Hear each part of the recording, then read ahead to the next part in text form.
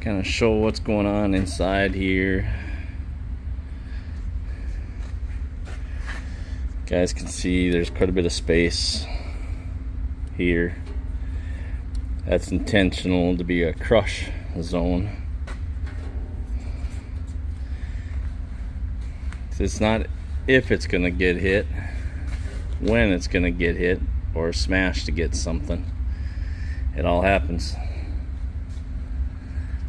So this kit is ready for the top half to go on. So there's the top deck and then the quick attach plates that go on the side. These carriage bolts down each side.